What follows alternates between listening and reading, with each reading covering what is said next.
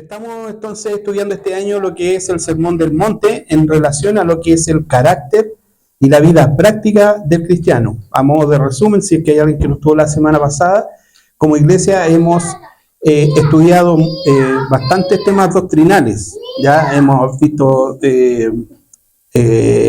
estuvimos conociendo a Dios, vimos las doctrinas de la cruz. Me acuerdo un año que estuvimos viendo que era redención, que era justificación, varios conceptos, varias palabras que a veces nos suenan como raras, y hemos dado como un vuelco en este sentido en cuanto al estudio, atacando o abordando, mejor dicho, todo lo que es la conducta nuestra como cristianos, ¿ya? Porque podemos tener mucho conocimiento, mucha doctrina, saber los fundamentos de lo que es el Evangelio, pero si eso también nos descuidamos de lo que nosotros debemos ser, de cómo debemos reflejar, estamos cojos, por decirlo de alguna forma. O sea, estamos como obesos de conocimiento, pero usted sabe que cuando uno empieza a engordar, siempre le dicen, no, tienes que hacer más ejercicio. Entonces, lo que se trata de esto es que todo ese conocimiento, que es como una grasa, por decirlo de alguna forma, se transforme también en ejercitar, ponerlo en práctica, lo que es nuestra vida como cristianos.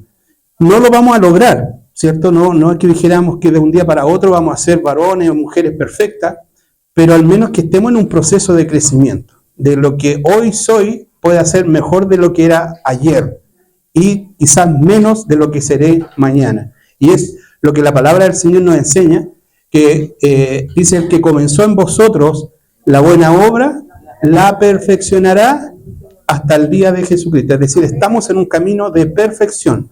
No somos perfectos, pero vamos camino a la perfección. Entonces, el Sermón del Monte es un estatuto, habíamos dicho, como la constitución del reino de Dios. Habíamos hecho una comparación con Moisés, ¿se acuerdan? Porque en este sermón Jesús establece cómo Él quiere que seamos nosotros. Entonces, por eso estamos viendo este sermón que siempre nos va a poner contra la pared. En algo vamos a fallar, en algo el Señor nos va a descubrir, nos va a hacer ver nuestra falencia, pero a la vez ese conocimiento nos va a hacer crecer. ¿Y qué va a pasar? Que cuando nosotros estudiemos este Sermón del Monte y veamos actitudes, ya sea en nosotros o en otras personas, vamos a poder decir: esta persona no está actuando. Vamos a poder echar de ver, como dice la palabra de Dios, el que sirve a Dios y el que nos sirve a Dios.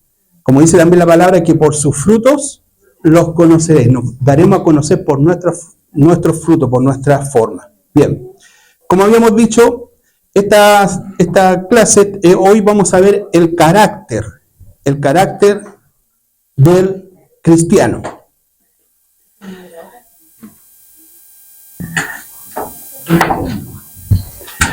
¿Usted ha escuchado alguna vez cuando una persona es muy tímida y le cuesta hablar, por ejemplo, en público? Nosotros decimos: esa persona no tiene personalidad. ¿Ha escuchado ese término? ¿Sí o no lo ha escuchado? Decimos: hoy no tiene nada de personalidad. Pero eso está mal dicho, porque todos tenemos una personalidad. Todos.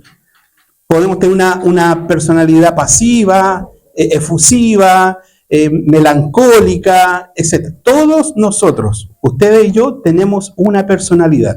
Ya es algo que traemos innato de nuestro nacimiento. Pero el carácter es algo que se adquiere, no viene de fábrica, por decirlo de alguna forma. Incluso, quizá aquí hay personas que eran tímidas cuando niños o cuando niñas, pero a medida que pasó el tiempo, adquirieron herramientas, capacidades que les permitieron poder dejar atrás esa timidez y poder afrontar el mundo con un poco mayor carácter. No sé si a alguien le ha pasado acá. ¿Cierto? Que uno cuando es chico, que todo le da nervio, que todo le da pavor, ¿no? Pero a medida que uno crece, va quedando eso atrás, o debiera ir quedando atrás, porque la vida nos proporciona herramientas, como le digo yo, conocimiento, la madurez, pero eso es algo que se adquiere en el crecimiento y podemos tener carácter, ¿ya? Ahora, eso mismo, si lo llevamos a la palabra de Dios, también como cristiano, hay un pasaje en la Biblia que dice que cuando yo era niño, jugaba como niño, pensaba como niño, pero ahora que ya soy grande, ¿cierto? Las cosas se ven de otra forma. Y espiritualmente pasa algo similar. Cuando alguien recién llega al Evangelio, tiene, por decirlo, alguna personalidad de cristiano, de creyente, pero el carácter se va formando a medida que nosotros vamos conociendo la palabra del Señor. ¿Sí se entiende eso, cierto? O sea, en resumen, el carácter es algo adquirido. La personalidad es algo que traemos innata, de fábrica, digamos, de nacimiento, traemos una personalidad, pero el carácter se adquiere.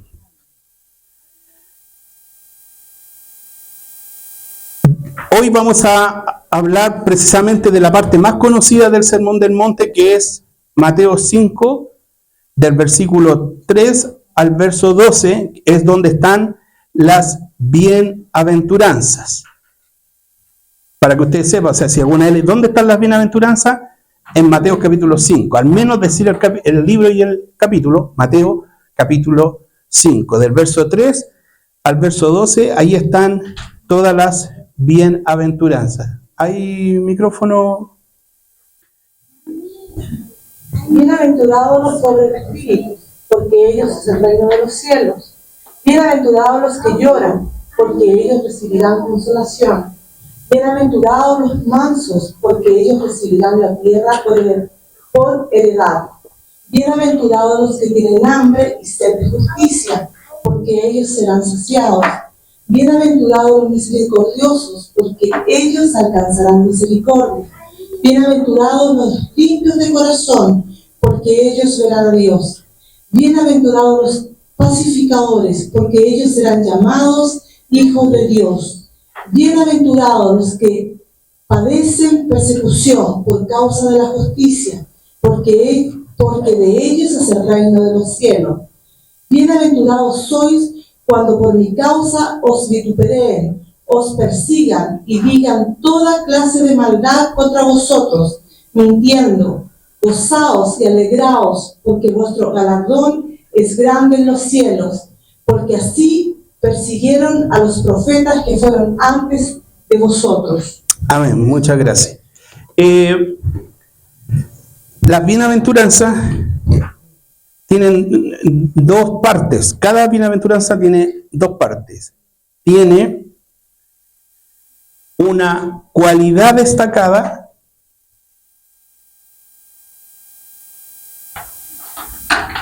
y tienen una bendición recibida. Todas las bienaventuranzas tienen estas dos partes. Una cualidad que se destaca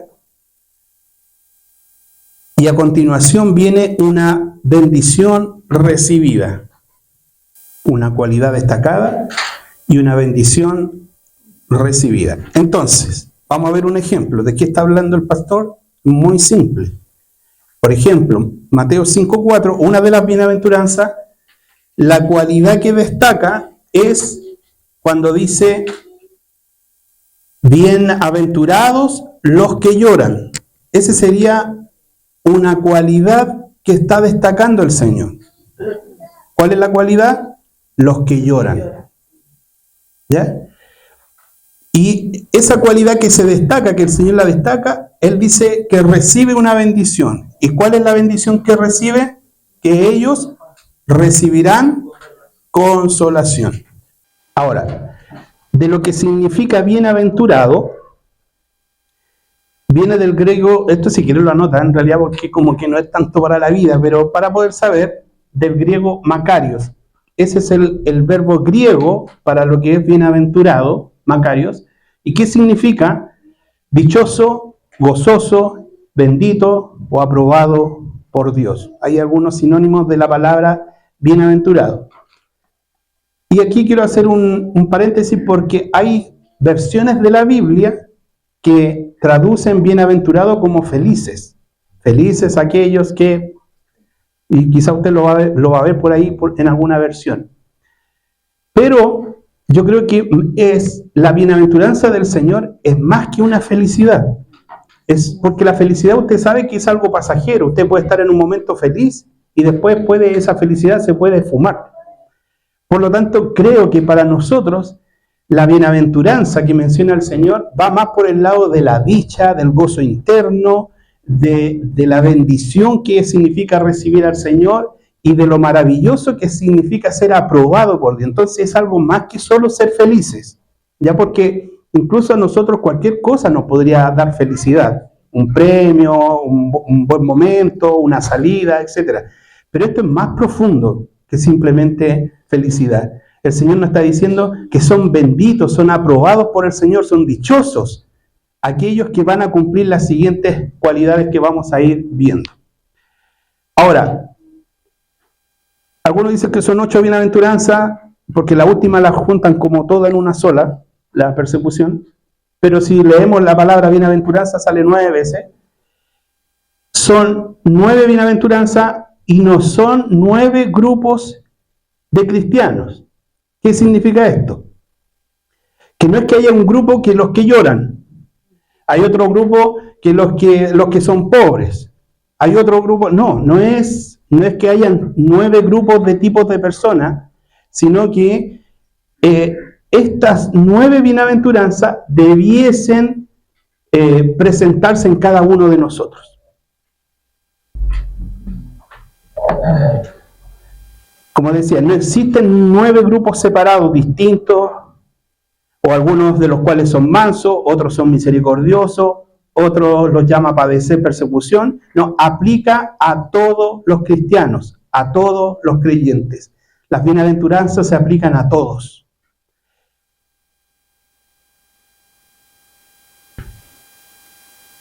O sea, yo como cristiano debiese ser manso, debiese ser misericordioso, debiese tener hambre y sed de justicia, debiese ser pobre en espíritu. No sé si eso, todas esas cualidades debiera tenerlas cada uno de nosotros. Y aquí quiero hacer una comparación. Por ejemplo, hay otra cosa que habla la Biblia, que es el fruto del Espíritu, ¿se acuerda? Que es amor, gozo, paz, paciencia, benignidad, bondad, fe, mansedumbre, templanza, ¿cierto?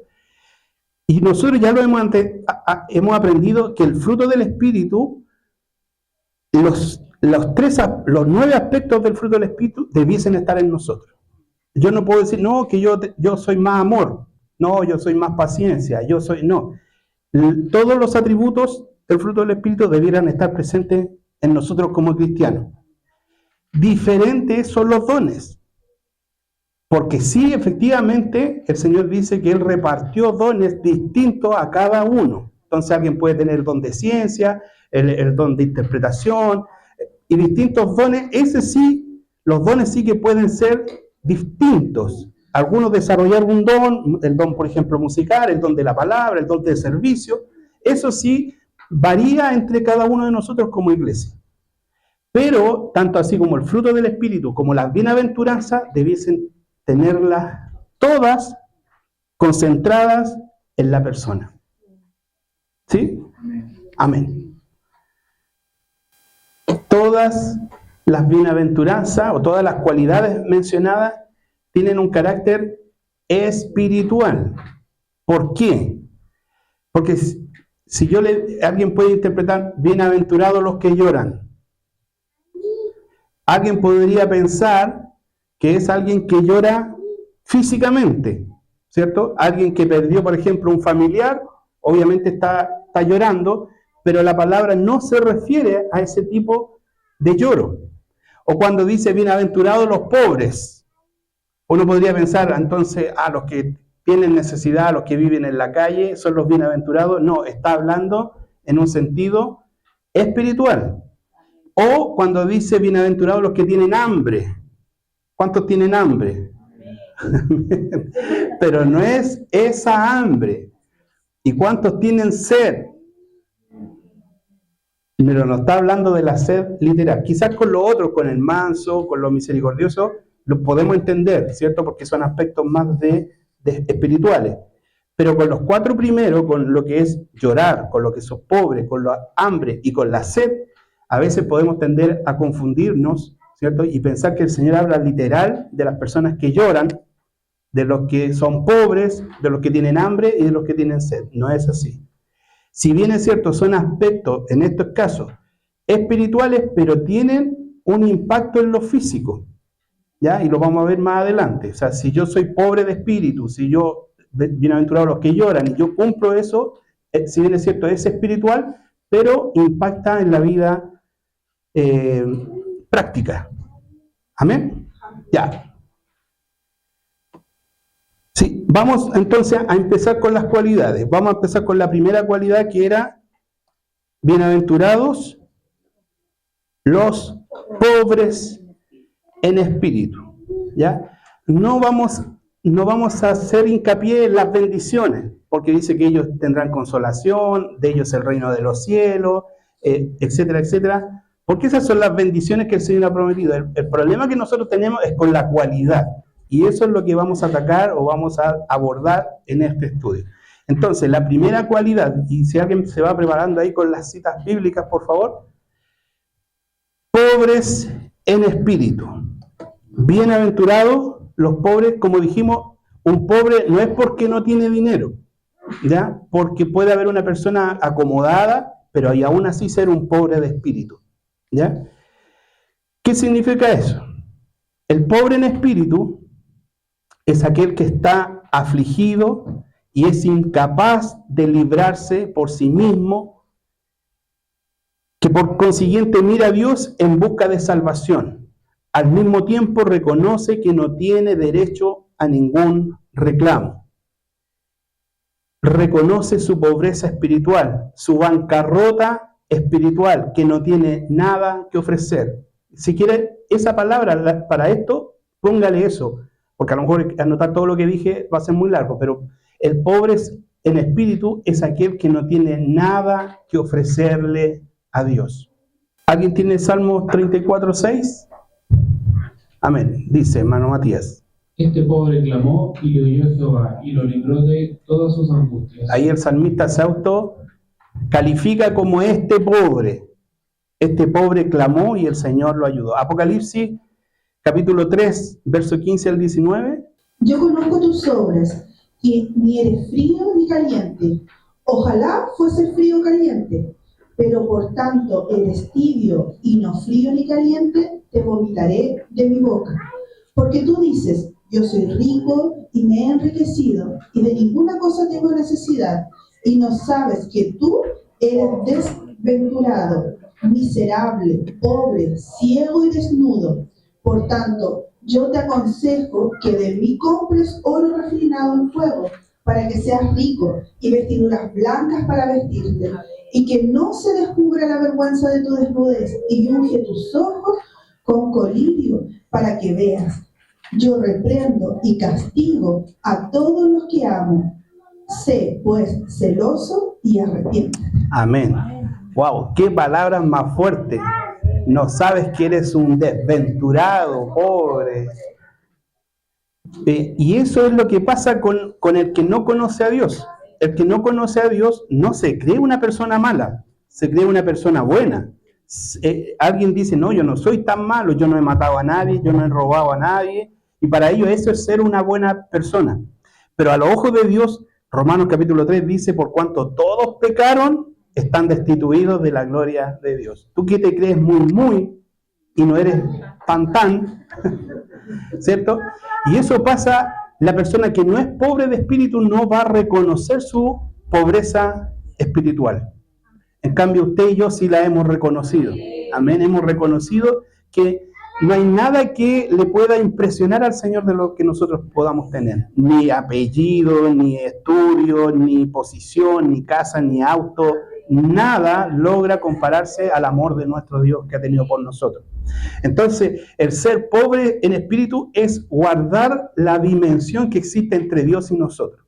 O sea, ni siquiera, hermano, dice la palabra de Dios que aunque todo lo hiciéramos, siervos inútiles somos.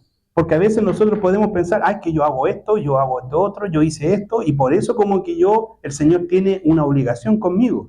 De hecho, el Evangelio de la Prosperidad se basa en no considerar esta bienaventuranza, porque para ellos no tiene la pobreza de espíritu, sino que ellos compran el favor de Dios con dinero, con transacción. En cambio nosotros ni con todo el dinero del mundo podríamos pagar lo que el Señor hizo por nosotros. Entonces cuando nosotros nos damos cuenta de esa pobreza, somos bienaventurados, hermanos. Somos dichosos, somos benditos del Padre porque hemos comprendido nuestra posición. Nuestra posición es ser pobre de espíritu. De hecho, Pablo, él decía, yo todo el conocimiento que tenía lo he considerado como basura. Basura comparado al lado de lo que significa el conocimiento de nuestro Señor. Eso es ser un pobre de espíritu. No necesariamente un pobre físico, ¿no? Dios no nos llama a ser pobres. El Señor nos da según su soberanía y solo lo que Él quiera darnos a nosotros. Pero eso va totalmente separado con lo que es nuestro espíritu. Y nuestro espíritu, el Señor nos llama a ser pobres de espíritu, es decir, ubicarnos, que no hay nada, y esto lo quiero recalcar, que nosotros le podamos ofrecer al Señor a cambio de una salvación. Entonces, el que reconoce esa pobreza espiritual es bienaventurado. Amén.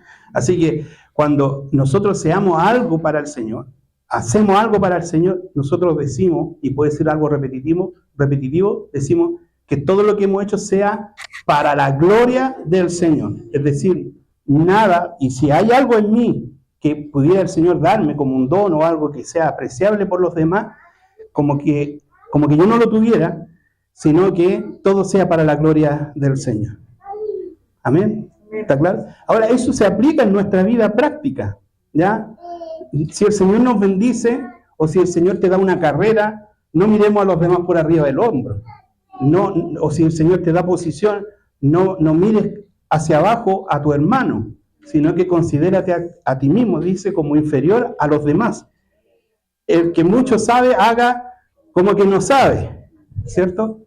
Entonces, esto, hermano, igual lo podemos saber intelectualmente, pero en la vida práctica a veces sí se nos sale el orgullo, la vanidad, el que yo sé, el que yo conozco, y el Señor nos llama a ser pobres en espíritu.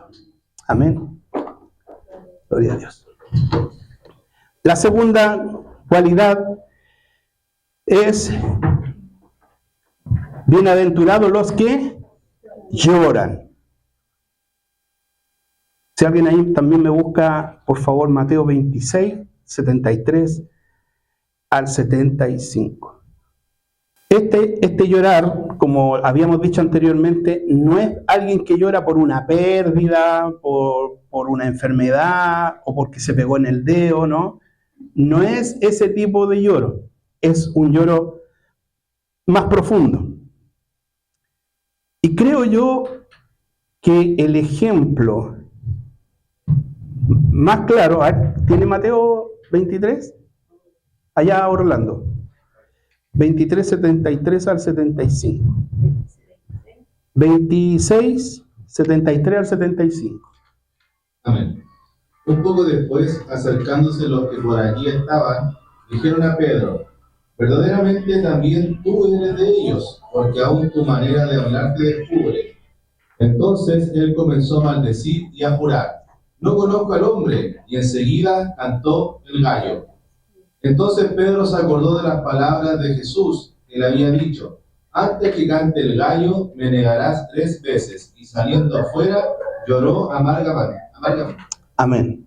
Ese es el tipo de lloro. No sé, cuando nosotros hemos hecho algo malo y tú quieres que la otra persona te perdone, ¿cierto? Cuando tú realmente sientes que lo ofendiste o que la ofendiste, que lo defraudaste, que te golpea de tal forma eso que tú hiciste, porque a veces podemos hacer cosas y nos da lo mismo. Nosotros, me da lo mismo lo que pienses. Pero hay otras situaciones que no te da lo mismo. Y tratas de pedir perdón, incluso hasta te puedes poner de rodillas para que la otra persona te perdone. Ese sentimiento lo tuvo Pedro con el Señor. Él sintió ese lloro amargo de haber fallado al Señor, de haber defraudado al Señor, de haberlo traicionado. Entonces, cuando el Señor habla de aquellos que son bienaventurados los que lloran por haber pecado en contra de Dios. Y no estoy hablando de ese pecado constante que nosotros podemos tener en nuestra vida tratando de ser mejor, sino de haberlo ofendido en nuestra vida pasada, cuando no lo conocíamos, cuando estábamos destituidos de la gloria de Dios.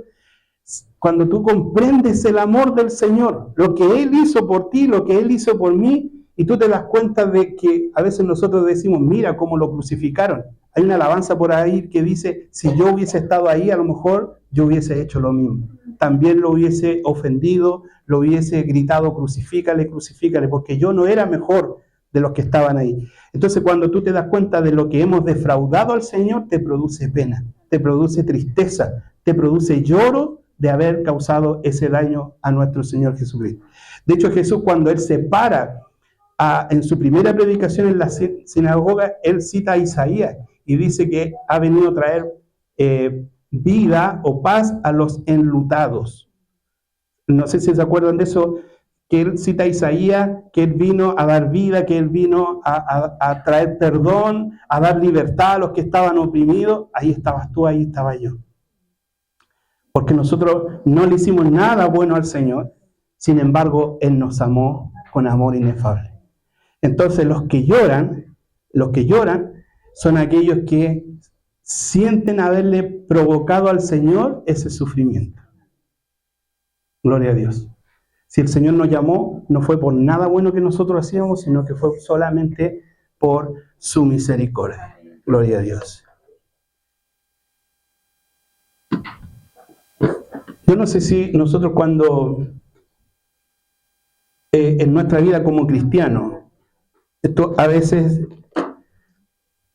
te sientes que le fallas a Dios. Sientes que hay cosas que tú después te arrepientes y dices, no debía haberlo hecho, o no sé por qué soy de esta forma. ¿Sientes ese dolor? ¿Sientes ese? Porque yo creo que todo, hermano, todo, y aquí no quiero como que enjuiciar a alguien, no, todos nosotros tenemos situaciones que le fallamos al Señor, pero cuando le fallamos y nos da lo mismo, eso no es una bienaventuranza, porque cuando fallamos y te produce pena y te arrepientes de lo que estás haciendo, de lo que te pasó, eso realmente es llorar. Y cuando hay bienaventuranza es cuando tú sientes esa pena de como decir, ¿por qué soy así? ¿Por qué no soy mejor? ¿Por qué no dejo esto de lado? ¿Por qué tengo que siempre estar en lo mismo? Y si eso te produce pena, te produce tristeza, te produce tratar de, ojalá, de ser mejor, eso es que estás llorando por no ser lo que Cristo quiere que sea. Gloria a Dios. Hay texto en la palabra del Señor, dice que algunos tienen la conciencia cauterizada. No sé si lo ha escuchado. Es decir, que pueden ser cristianos, pueden estar en la iglesia, pueden escuchar la palabra, pero les da lo mismo y siguen haciendo lo mismo y son como en la iglesia se ven muy hermanitos, muy hermanitas, pero resulta que en las vidas individuales, privadas, dejan mucho que desear. Y eso solamente lo sabes tú o lo sabe la persona que lo hace, porque es una relación directa con Dios. Pero si no hay ningún deseo, nada que te reprenda, nada que te diga estás mal, hermano, preocúpate. Porque el Espíritu Santo es santo. Y Él, si está habitando en tu corazón, debiese decirte que lo que estás haciendo está mal. Y debiera llamarte al arrepentimiento. Entonces, cuando sientas esa voz, cuando sientas que el Señor te está reprendiendo por lo que estás haciendo, hermano, es el Espíritu Santo que te está hablando. Pero lo que pide el Señor es que puedan poner manos a la obra y tratar de cambiar y no seguir siendo los mismos de siempre. Como dice Hebreo, están años aprendiendo y nunca aprenden. Señor, ten misericordia de mí. Ten misericordia, Señor. Ayúdanos, Señor, a poder cambiar. Gloria a Dios. Tercera cualidad. Bienaventurados los que tienen hambre y sed de justicia.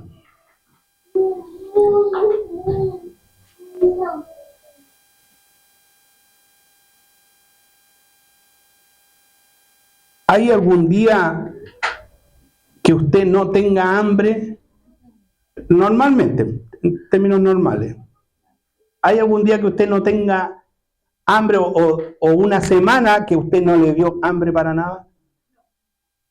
No. ¿Hay algún día que tuvo una semana y no le dio sed? Es decir, el hambre y la sed, como lo explica el Señor Jesucristo, es algo vital. ¿Qué significa? Que está en nuestra vida natural. Nosotros todos los días comemos. Todos los días tomamos agua o líquido, mejor dicho. Usted a lo mejor no es tan bueno para el agua, pero toma un tecito, toma una agüita, toma... hasta ahí nomás. Toma algo. Si no nos alimentamos, nos ponemos raquíticos, débiles. Si no tomamos agua, nuestro cuerpo se debilita, se deshidrata. Entonces, cuando el Señor habla de la bienaventuranza de aquellos que tienen hambre y sed de justicia, se refiere a aquellos que anhelan conocer más a Dios y quieren reflejar a Cristo. Amén. ¿Cuál? 1 Juan 2:6. Juan 2:6. El que dice que permanece en él debe andar como él andó. Amén. Conducta, eso es conducta. Si yo digo que permanezco en Cristo, debo comportarme, andar como Cristo anduvo. Filipenses 2:13. Amén. Porque Dios es el que en vosotros produce así el querer como el hacer por su buena voluntad. Amén. Ahora, yo, de hecho, aquí quiero felicitarlos a ustedes, a los que están presentes acá, porque de alguna forma el hambre de Dios de conocerlo más a Él, se refleja en esto. Que usted, bueno, quizá hay alguien que no está por fuerza mayor, pero yo alabo al Señor por ustedes, hermano. Porque de alguna forma esta bienaventuranza se hace, por eso digo, es práctico esto. O sea, yo puedo decir, no, sí tengo hambre de sed, pero cuando tengo la oportunidad de aprender más del Señor, no vengo, no me interesa, no me hago el espacio, no me hago el tiempo para venir y aprender del Señor. En cambio, ustedes que están aquí, tienen hambre y sed de justicia, porque si no, no estarían aquí. Por eso alabo al Señor por cada uno de ustedes que están acá, demostrando esa hambre, porque usted podría estar en la casa, podría no haber venido, podría estar viendo las noticias, la teleserie, etcétera, etcétera, etcétera. Pero ¿dónde está? En la casa del Señor, aprendiendo precisamente a conocerlo más a Él. Y de eso se trata, hermano. Por eso esto es vida práctica, hermano. Ahora, tampoco nos podemos quedar solamente con que usted venga el miércoles acá a aprender y en la casa nunca toma la Biblia, nunca ve, por último, un video, una predicación, un estudio, algo, hermanos, que nos alimente. Por eso el Señor asemeja el hambre y la sed con la vida diaria. O sea, yo todos los días debiera leer la palabra del Señor, algún versículo. Todos los días debiera escudriñar algo que me edifique, que me hable. Eso es tener hambre y sed, de conocerlo a Él. Cuando hay un romance, cuando hay el noviazgo, por ejemplo, uno está toda la magia, toda la fantasía, ¿cierto?, con esa nueva persona y conocer, y quiere estar con esa persona, y quiere salir, y quiere pasar tiempo, porque quiere conocerla. ¿Cuántos dicen amén a eso? Amén. Aquí tenemos ejemplos de personas que están en ese proceso de conocerse, ¿cierto? Y la foto y las redes sociales, y que todos sepan, ¿no? Todo eso, ¿por qué? Porque es el enamoramiento, pues, hermano. Amén, el enamoramiento, que yo quiero estar con, y vamos para allá, y vamos para acá. Todo es con la persona, porque hay un deseo de conocer, un deseo de compartir, hermano. Pero a veces con el Señor no es así. Lo relegamos, después, nos acostumbramos solamente a lo que es el ritmo de iglesia, pero en nuestra vida personal nos vamos de aquí y hasta la próxima reunión. Eso no es tener hambre y sed de justicia. Oigan, cuando uno tiene hambre, no sé si alguna de ustedes le ha pasado que va al refrigerador y lo abre y lo queda mirando un buen rato, lo cierra. ¿Ah? ¿Qué como, cierto? Pero si el hambre empieza a como ya hacerse más, como le dijera, evidente o menos sostenible, cualquier cosa, hermano, usted le va a echar. Si hay una papa media podrida, usted le va a cortar lo podrido, ¿cierto? Y la va, oiga, mire, la gente, los que son, ¿cómo le llaman los que viven en la calle? Indigentes, hermano, ¿sabe dónde van a buscar comida? A la basura, hermano. ¿Por qué? El hambre. El hambre hace que la dignidad de la persona quede al piso, hermano. Le da lo mismo. ¿Por qué? Porque hay algo vital, que es el hambre, y ellos no tienen ni un problema que la gente los critique y van a ir a meterse a la basura porque han llegado a un punto que lo único que necesitan es saciar su hambre, saciarse, alimentarse. Nosotros no somos así con el Señor. Nosotros, si es que le damos un tiempo al Señor de buscar la palabra, de tratar de ser como Él es, lo tratamos como un accesorio, ¿no? Como algo en nuestra vida que está ahí, sí, bonito, todo lo que tú quieras, pero esta es mi vida. No, el Señor quiere ser el primero, quiere ser nuestra parte vital. Por eso este es un estudio práctico, hermanos, que cuando dice bienaventurados los que tienen el hambre y sed de justicia, es el poder alimentarse. Por último, coloco programas cristianos, la radio, pongo un video. Alguien me decía, pero usted se está poniendo fanático. No me importa que yo necesito, mi espíritu necesita alimentarse de la presencia del Señor. Si cuando nosotros estamos viendo otro tipo de cosas, y no estoy explicando en contra de la tele, no, hermano, no. ¿De qué me voy a alimentar? De cosas que no son espirituales, que son huecas, que no tienen un fundamento, no tienen algo sólido, sustancioso para mi vida.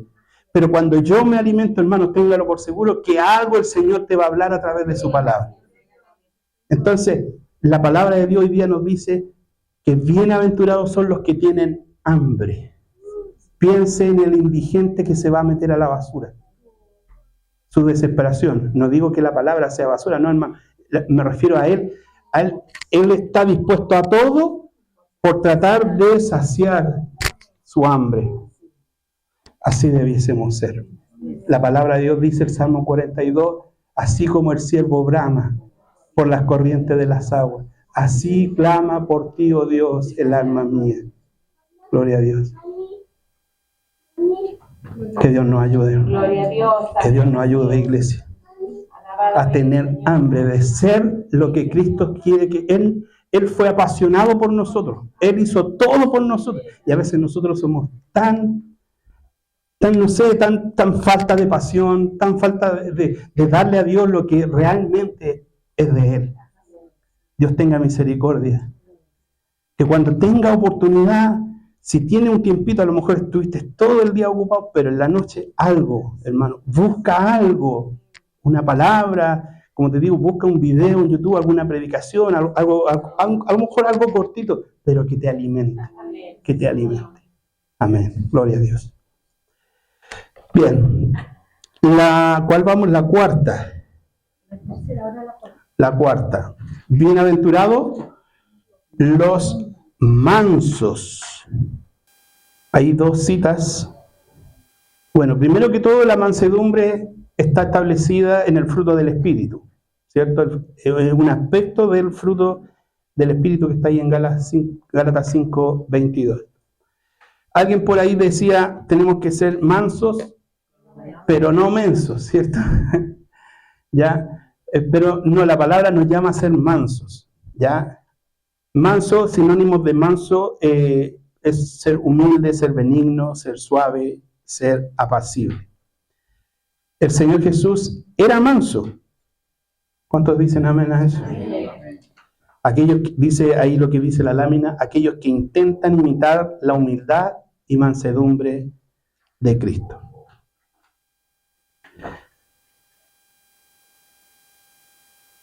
La mansedumbre es algo que está muy relacionado con la personalidad y el carácter, ¿no? Hay personas que tienen una personalidad pasiva y otras que tienen una personalidad más, no sé, activa, por decirlo de alguna forma, ¿cierto? Y a veces nosotros nos damos cuenta quién es de ese tipo de personas. Pero aquí la palabra del Señor no hace distinción. El Señor nos manda a ser mansos. Y es algo que nos va a costar. Porque en algún momento, hermano, yo no sé si alguna vez usted ha perdido así, como se dice, los estribos. ¿Alguna vez se ha enojado?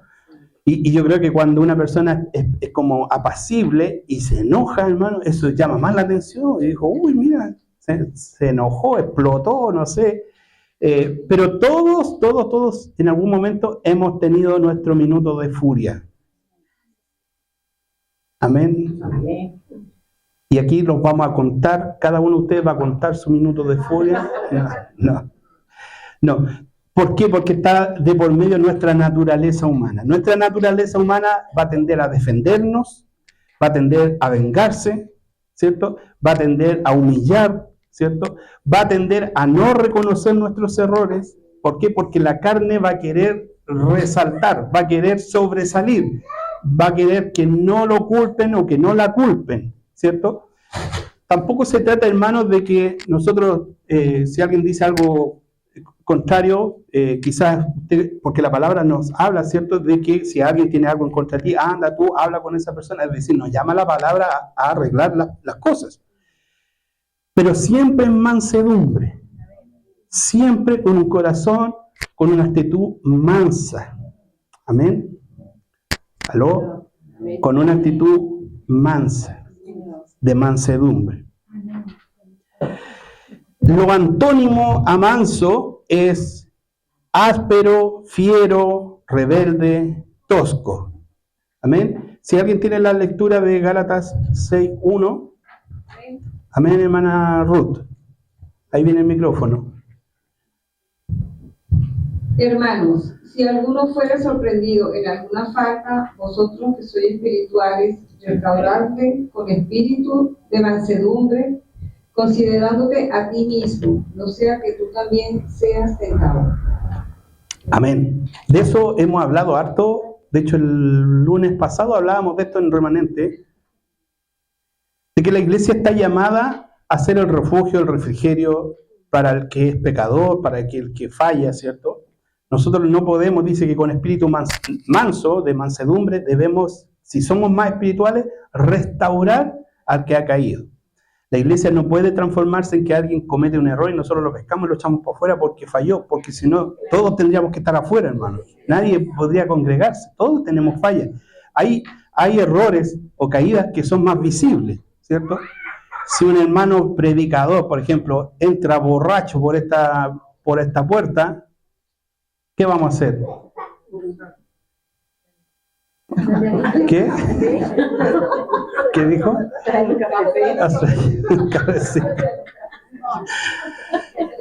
No, obviamente ese hermano no, a lo mejor por un tiempo no va a tomar púlpito, va a quedar como en alguna disciplina, pero nosotros como espíritu mansedumbre tenemos que restaurarlo. Siempre y cuando esa persona quiera ser restaurada, porque a lo mejor la persona dice, ¿saben qué? Déjenme así, yo soy feliz así, ya entonces andate. No, estamos llamados con espíritu manso. ¿Y qué significa eso? Que nosotros debiésemos orar, debiésemos apoyarlo, y apoyarlo significa, por ejemplo, que nosotros en nuestras casas, en nuestra amistad, debiéramos,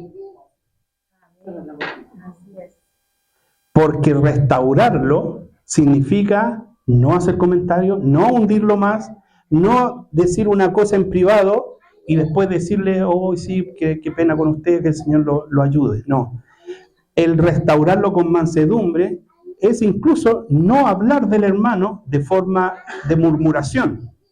¿Por qué? Porque la palabra dice que debemos hacerlo considerándonos a nosotros mismos. O sea, a mí lo que me gustaría es no andar en boca de todos, ¿cierto? Y que la iglesia me restaure con amor y mansedumbre. La otra cita, la pastora Elizabeth. Porque el siervo del Señor no debe ser contencioso, sino amable para con todos, apto para enseñar, sufrido, y con mansedumbre corrija a los que se oponen, por si quizás Dios le conceda que se arrepientan para conocer la verdad. Amén. Entonces, la mansedumbre es una característica que debemos tenerla todos. Amén. Gracias, hermano Juanito. Debemos tenerla todos. A algunos se le va a hacer más fácil que a otros, pero a la larga todos debiéramos tener un espíritu de mansedumbre. Incluso si tenemos entre nosotros problemas, al arreglar ese problema, ambos, los dos hermanos, debieran tener un espíritu manso constructivo para que se arregle el problema y no se agrave más el problema.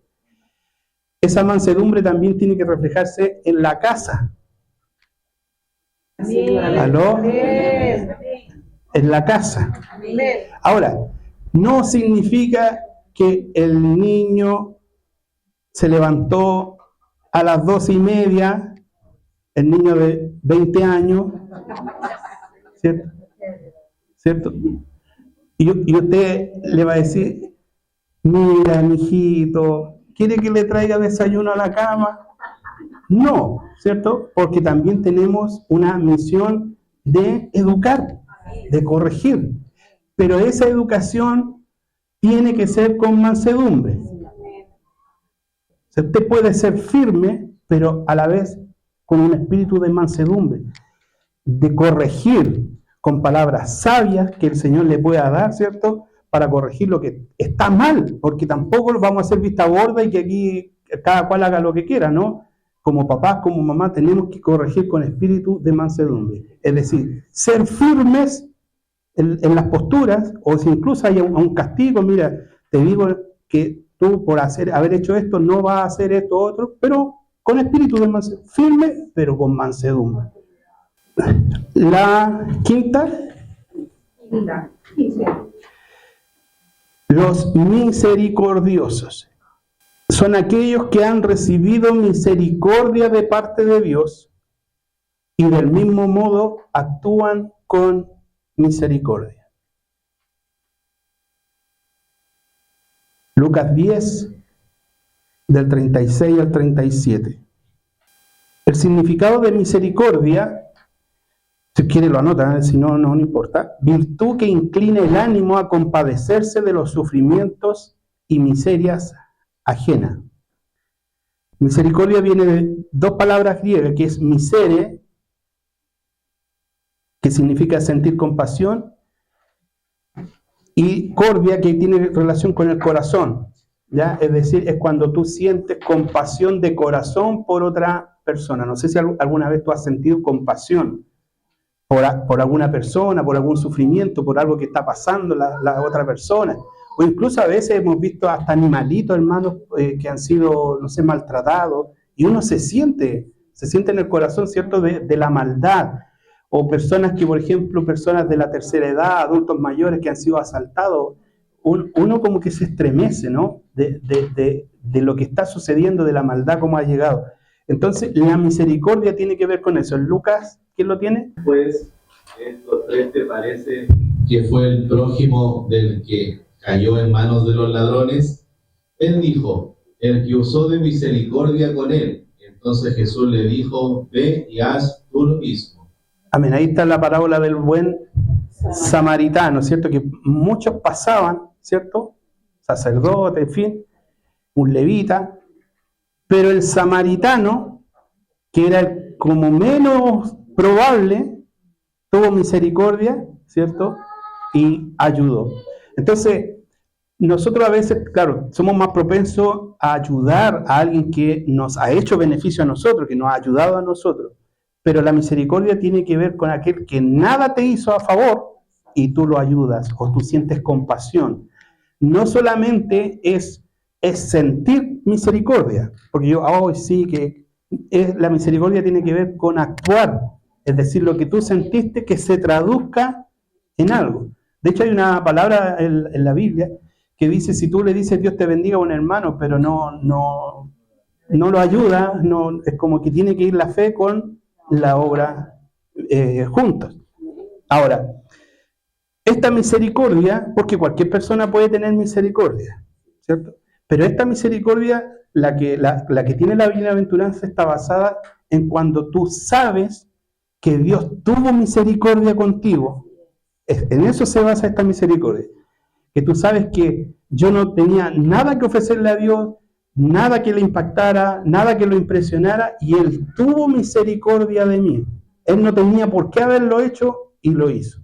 Cuando yo entiendo eso, yo puedo ser misericordioso con los que me rodean. De hecho, hay algo importante. En el Padre Nuestro, usted ha escuchado el Padre Nuestro, ¿no es cierto? Y dice, ¿cómo dice? Padre nuestro que estás en los cielos, santificado sea tu nombre. Venga a nosotros tu reino. Hágase tu voluntad en la tierra como en la tierra. en la tierra. Danos hoy el pan de cada día. Perdona nuestras ofensas, como también nosotros perdonamos a los que nos ofenden. Ahí. Lo vamos a resumir. Perdónanos así como nosotros perdonamos. Ahora, esto es más profundo de lo que parece, porque yo digo, perdóname así como yo perdoné a este otro. Mire, lo exageré un poquito, porque si yo perdono, dice, perdónanos como nosotros perdonamos. ¿Cómo perdonamos nosotros? Ya te perdono. Así como obligado, exacto. No sintiéndolo de corazón, ya te perdono, ya, pero como que ya para que dejemos esto en paz, ya te perdono. Lo que estoy haciendo cuando yo perdono, le estoy diciendo a Dios, perdóname de esa misma forma. Como que el Señor me diga, ya te perdono, así. No.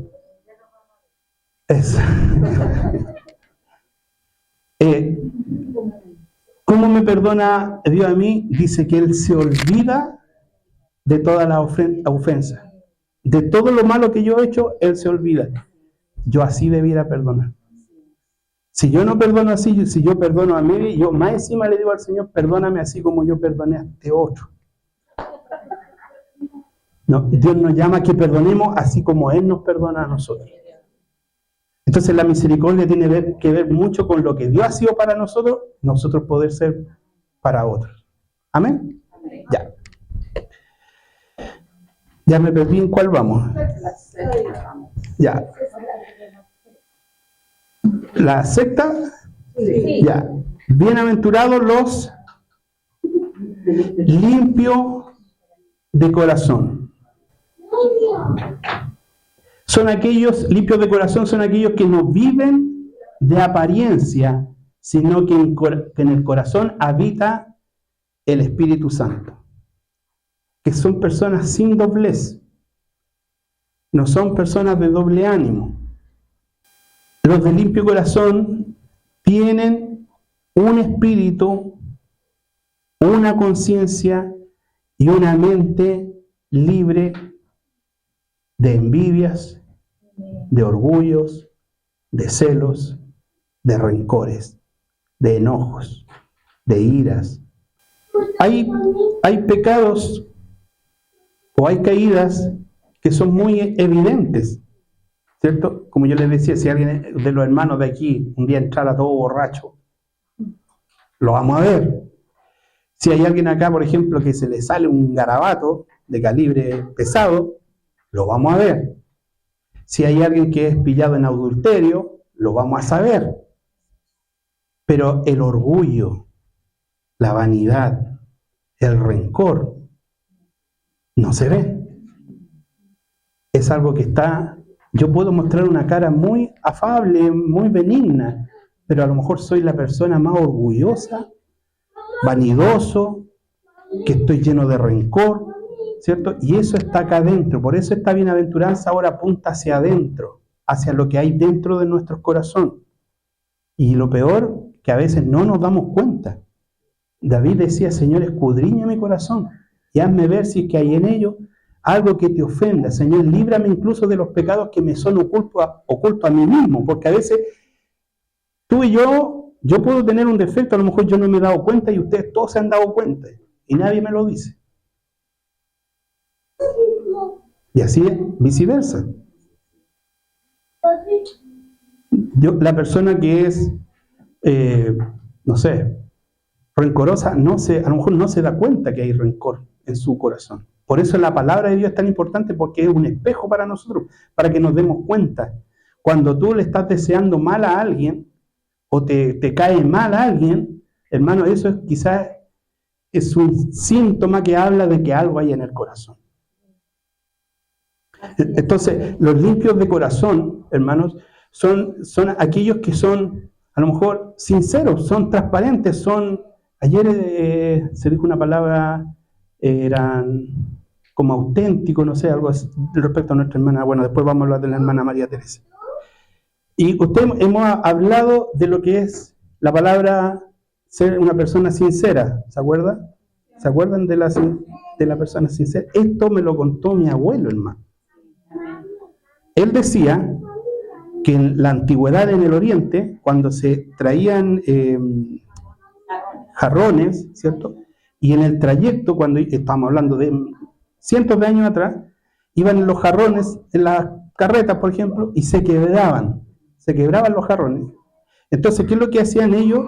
Tomaban la parte y la ponían y la cubrían con una cera, y lo dejaban tan bien que parecía que era una sola pieza y que jamás se había quebrado. Entonces, cuando llegaban a los mercados a venderlo, la gente preguntaba, ¿este jarrón es con cera o sin cera? Porque si era con cera, estaba maltratado, estaba deteriorado. Pero si era sin cera, ¿cierto? Era una pieza original. Entonces, nosotros cuando decimos, si somos sinceros ante el Señor, quiere el Señor que nos tengamos esa cera externa que nos hace ver tan bonitos, tan cristianos, ¿cierto? Pero hay uno que escudriña el corazón. Por eso el Señor dice, bienaventurados los que son limpios, los que no tienen esa cera externa, sino que son limpios de corazón, son sinceros ante el Señor. No intentan aparentar algo que no son. Yo creo que a lo mejor hay en la iglesia, obviamente, y a lo mejor uno mismo cae en aparentar algo que no es. El Señor nos libre de poder ser sinceros ante el Señor y reconocernos ante Dios. ¿Y dónde se hace eso? En la oración. En la oración tú puedes ser sincero con el Señor. Poder decirle tus falencias, dónde estás quebrado, dónde estoy quebrado, Señor, que eso no sea cubierto, que yo no lo cubra con una cera externa, sino que tú me cambies, Señor. Hagas un nuevo jarrón. Cámbiame, Señor. Modifica mi vida. Quiero ser como tú eres. Entonces, los de limpio corazón son esas personas que no desean el mal, que no se quieren vengar, que no te ponen una cara y que por detrás que te dan el abrazo así con los puñales por la espalda, ¿cierto? Eso es ser un limpio de corazón. Que Dios nos ayude, hermano. Limpio de corazón es aquel que cuando ve algo, ahora que está todo esto de internet, de cosas que no debe ver, ¿cierto? Cierra eso, no se queda así mirando, porque al final eso lo que va a hacer va a ensuciar el corazón. La limpieza de corazón también tiene que ver con lo que entra por nuestros ojos o lo que escuchan nuestros oídos. Sí, había un corito ese. Cuidadito mis ojitos lo que miran. ¿Se acuerdan de eso, no? Sí. Entonces, la limpieza de corazón, el Señor nos llama a ser limpios de corazón. Y quizás estamos en un mundo, ¿cierto?, de pecado, en un mundo que nos va a atraer, nos va a tentar, qué sé yo. Pero lo importante es que cuando eso suceda, vayamos a la rodilla, le pidamos perdón y decirle al Señor que no queremos ser así. Que no nos dé lo mismo, sino que tratemos de cambiar nuestra forma de ser. Si estás sintiendo rencor, venganza en tu corazón, deseo así de que, no te deseo mal,¿cierto? Que esas cosas que salgan del corazón. El limpio de corazón se alegra cuando otro es bendecido. Me alegro que el Señor te haya bendecido, que tu alegría es mi alegría, que no siente envidia. Ay, ¿por qué él? ¿Por qué ella? ¿Qué tiene ella que no tenga yo? ¿No? Sino que se alegra, pero genuinamente, así honestamente, me alegro. O cuando hay una tragedia, ¿cierto? A alguien le pasa algo negativo, no se alegra de la desdicha y de la desgracia ajena, lo lamenta, ríe con los que ríen y llora con los que lloran. Es una persona limpia de corazón, que no trama, que no hace algo pensando en que va a recibir un beneficio. ¿Cierto? Le voy a hacer esto para que congraciarme y poder conseguir esto otro. Esa es una persona limpia de corazón que lo da todo desinteresadamente. No intenta caer bien, no intenta congraciarse con los demás. Es transparente y va por la vida tal como es. Y si hay cosas en la vida nuestra que tienen que ser cambiadas, porque tampoco podemos irnos al extremo, que yo siempre lo he dicho acá, el que me quiere me tiene que querer como soy. No, porque si hay cosas malas en nosotros de carácter, de falta de alguna cosa, el Señor tiene que moldear eso y tiene que cambiarlo. No puedo ir por la vida y decir, yo soy sincera o soy sincero y así me tienen que... No, el Señor cambia los corazones, cambia las vidas. Amén. Bienaventurados los limpios de corazón. ¿Leímos la cita o no? Todavía no. ¿Quién la tiene?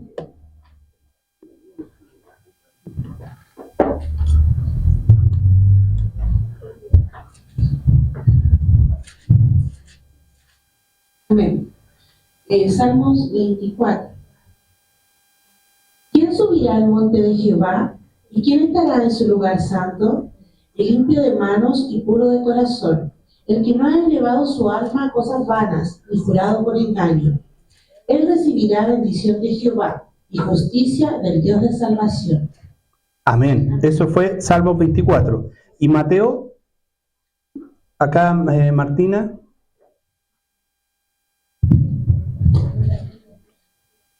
Mateo 23, 25 al 28. Hermano Juanito. Ay de vosotros, escribas y fariseos, hipócritas, porque limpiáis lo de afuera del vaso y del plato, pero por dentro estáis llenos de robo y de injusticia.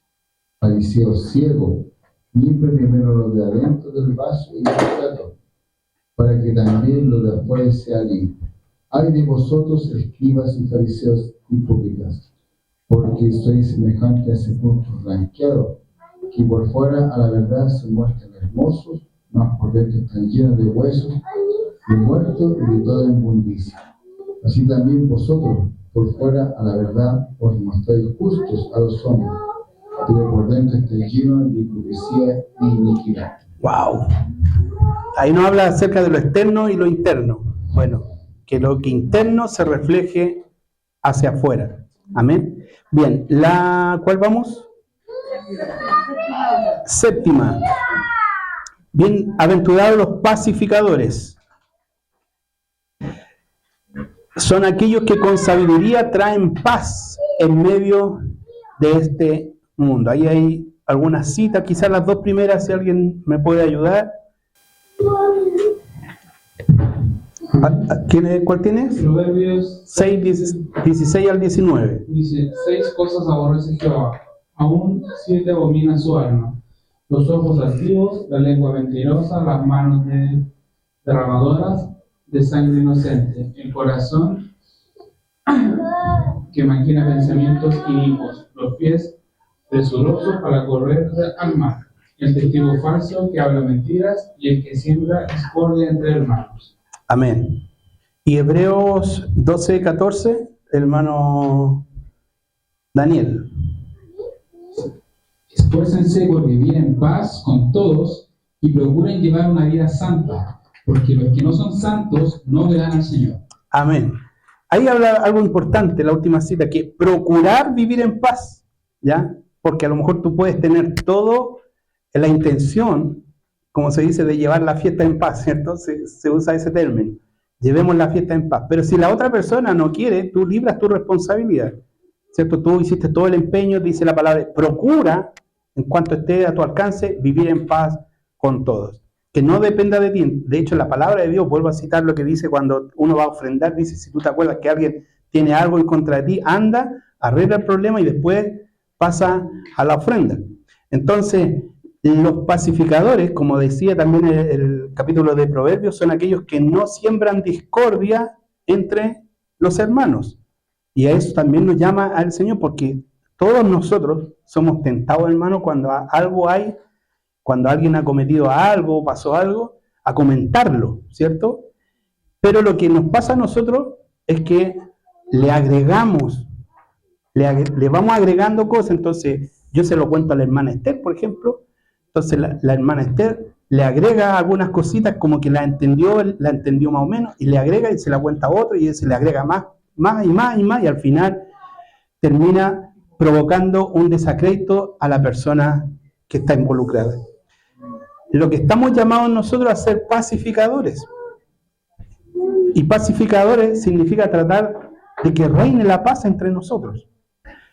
Tenemos que ser pacificadores, sembrar la paz, procurar la paz, ¿cierto? Y eso a veces va a significar que tú o yo vamos a tener que ceder en algunas posiciones por tratar de que las cosas se arreglen, ¿ya? Porque si yo me atrinchero en mi posición, lo que está provocando eso es que no estoy procurando la paz, sino que estoy procurando que la otra persona se adapte a mí y que vea todas las cosas del punto de vista que yo tengo. Yo escucho al hermano, él me escucha a mí, tratamos de llegar a un acuerdo, pedir perdón en las cosas que fallamos, la otra persona pide perdón en las cosas que falló y se arregla el problema y reina la paz.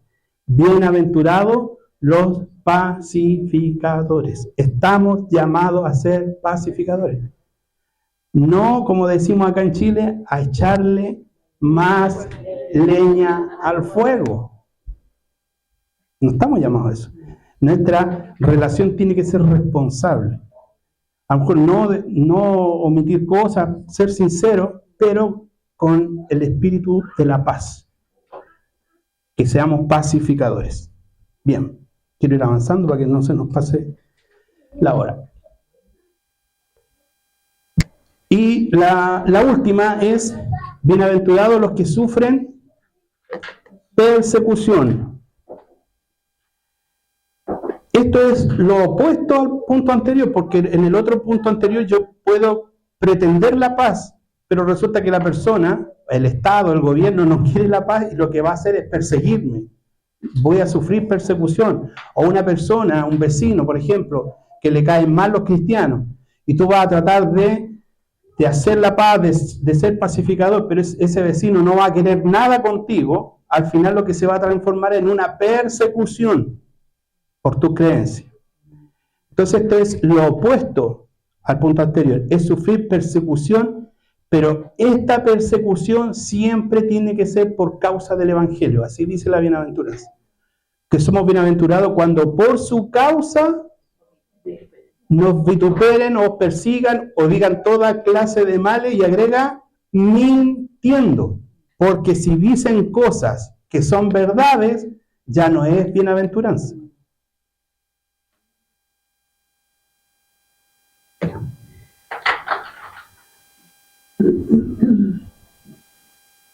Hechos capítulo 5, verso 40 al 42. Felipe. Romanos 1. 1:16, amén. Porque no me avergüenzo del Evangelio, porque es poder de Dios para salvación a todos aquellos que creen, al judío que primeramente y también al griego. Amén. Porque no me avergüenzo, es decir, cuando somos perseguidos vamos a tender quizás a sacarnos el problema y avergonzarnos del Evangelio diciendo que no somos cristianos. Pablo decía, no me avergüenzo del Evangelio, y a él sí que lo persiguieron. Hechos 5, 40, 42, hermano Orlando.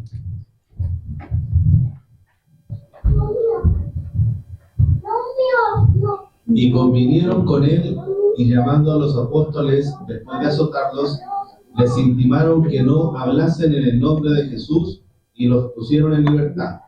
Y ellos salieron de la presencia del concilio, gozosos de haber sido tenidos por dignos de padecer afrenta por causa del nombre. Y todos los días en el templo y por las casas no cesaban de enseñar y predicar a Jesucristo. Amén. Los primeros cristianos fueron perseguidos, pero ¿saben lo que les producía? Gozo. Ellos se sentían como contentos de haber sido perseguidos por la causa de Cristo, porque ellos se sentían que eran parte de los sufrimientos de Cristo, ellos lo estaban padeciendo y se sentían gozosos. Entonces esta bienaventuranza tiene que ver con eso, que cuando te digan algo, por ejemplo, algo práctico, te van a pedir la opinión, ¿qué opinas del aborto? ¿Qué opinas del matrimonio homosexual? Y tú te vas a ver enfrentado a tener que dar tu opinión, o como cualquier persona, o como un hijo de Dios. Si tú das tu opinión como un hijo de Dios, tenlo por seguro que te van a criticar, te van a decir que estás fuera de siglo, que eres arcaico, que estás basado en un libro que fue inventado, y te van a desacreditar, van a hablar mal de ti, por hablar lo que está de acuerdo a la palabra de Dios. Cuando eso suceda, dice la palabra de Dios que tú eres bienaventurado, eres aprobado por Dios, eres dichoso, eres bendito por haberte mantenido, aunque te dijeron cosas hirientes en contra de ti, pero tú te mantuviste firme a la palabra del Señor.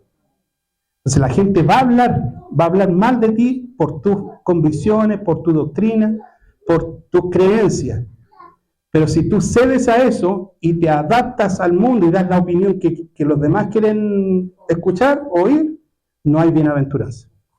La bienaventuranza es cuando hablen mal de ti porque tú dijiste las cosas que dice la Biblia. ¿Amén? ¿Sí? Amén. Amén. Siempre tiene que ser la persecución por causa del Evangelio. Porque si tú eres bueno para la fiesta, por ejemplo, y pones la música a todo lo que da en tu casa y el vecino te empieza a hacer la vida imposible, eso no es por causa del Evangelio. Tiene que ser por causa del Evangelio. Y tiene que ser que ellos están diciendo mentiras. Porque si dicen verdad, hermano, y están hablando con razón respecto de ti, entonces tampoco tiene bienaventuranza. La bienaventuranza es cuando es por causa del Evangelio y es basado en una mentira, están hablando calumnia en contra tuyo. Ahí tú eres bienaventurado ante los ojos del Padre. Aleluya.